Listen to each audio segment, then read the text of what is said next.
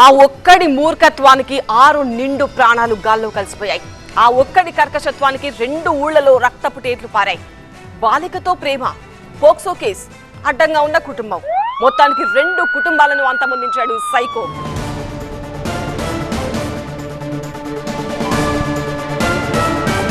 రంగారెడ్డి జిల్లా దైవాలగూడలో mass murders ఇప్పుడు కలకలం రేపుతున్నాయి. 6గురిని చంపి పరారయ్యాడు రాజ్ కుమార్. బాలికను దక్కించుకోవడం కోసం వరుస హత్యలు చేశాడు. చివరికి బాలికను సైతం చంపేశాడు రాజ్ కుమార్. గతంలో బాలిక విషయంలోనే పోక్సో కేసు నమోదై జైలుకు వెళ్లొచ్చాడు. బెయిల్ పైన బయటకొచ్చి హత్యలకు తెగబడ్డాడు రాజ్ కుమార్. కొన్ని రోజుల క్రితం రాజ్ కుమార్ కు బెయిల్ వచ్చింది. బాలిక విషయంలో ఇంట్లో భార్య భర్తల మధ్య కూడా గొడవలు జరిగినట్టుగా తెలుస్తోంది. నిన్న రాత్రి భార్య బిడ్డలను చంపేశాడు రాజ్ కుమార్. తర్వాత షాబాద్ లో ఉన్న బాలిక అమ్మ నానమ్మను కూడా చంపాడు సైకో. తర్వాత బాలికను దైవాలగూడకు తీసుకొచ్చాడు రాజ్ కుమార్. ఇద్దరి మధ్య గొడవ జరిగింది. ఆ తర్వాత బాలికను కూడా చంపేశాడు నిందితుడు.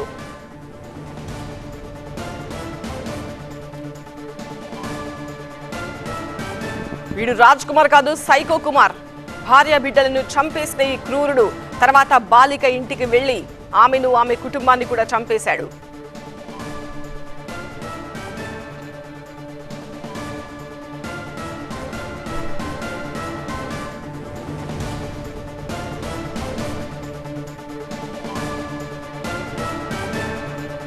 మా చెల్లెల్ని లవ్ మ్యారేజ్ చేసుకుండు రాజ్ కుమార్ అనే అబ్బాయి.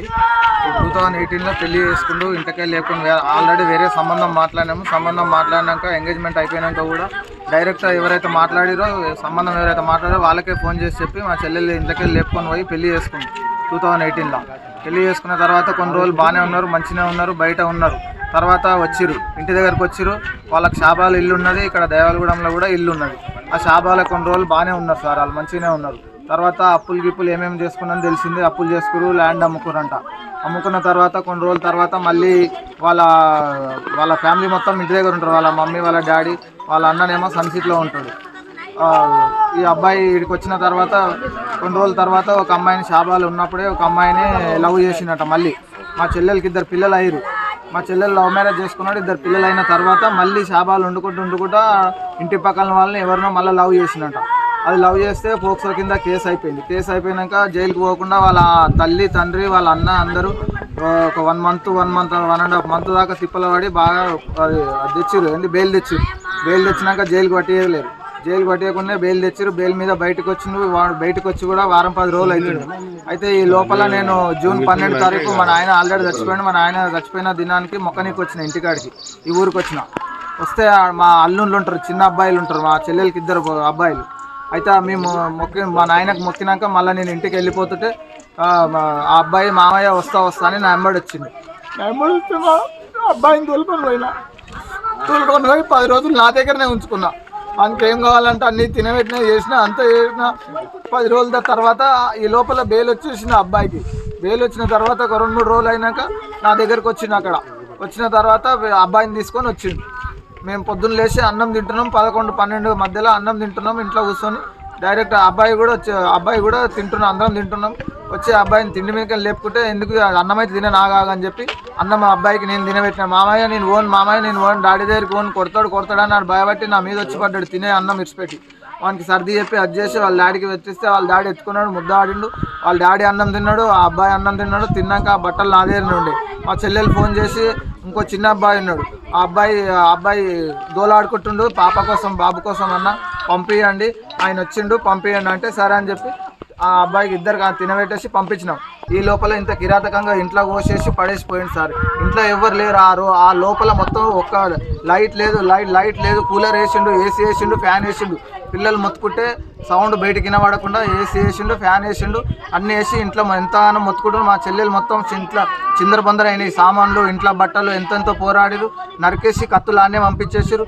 చిన్న పిల్లల్ని పండుకొని నిద్రపోయిన పిల్లల్ని నిద్రట్లనే పోసేసారు. మా చెల్లెలు ఎంత మొత్తుకుందో, ఎంత తిప్పలు పడిందో, ఎంత సతమతం అయిందో మొత్తం వాళ్ళు కొట్టుకొని లాస్ట్కి వస్తే చంపేసారు, వెళ్ళిపోయింది సార్.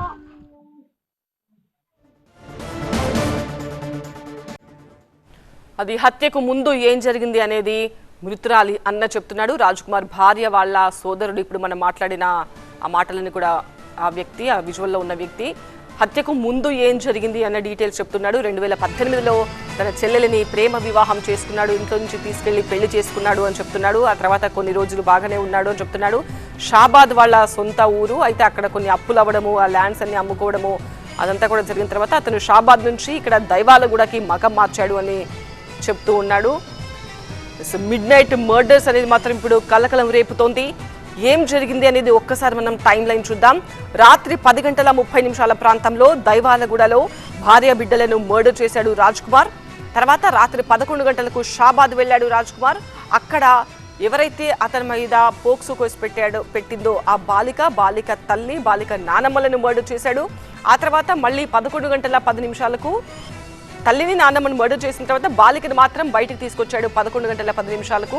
11:45 బాలికను కూడా చంపేశాడు. చంపేసే ముందు బాలికతో వాగ్వాదం జరిగినట్టుగా తెలుస్తోంది, ఇద్దరు మాట్లాడుకున్నట్టుగా తెలుస్తోంది. ఆ బాలిక మీద కోపంగా ఉన్నాడు అతను. తర్వాత బాలికను కూడా చంపేశాడు. మళ్ళీ రాత్రి 12 గంటలకు తన అన్న కొడుకుకి కాల్ చేసి విషయం చెప్పాడు రాజ్ కుమార్.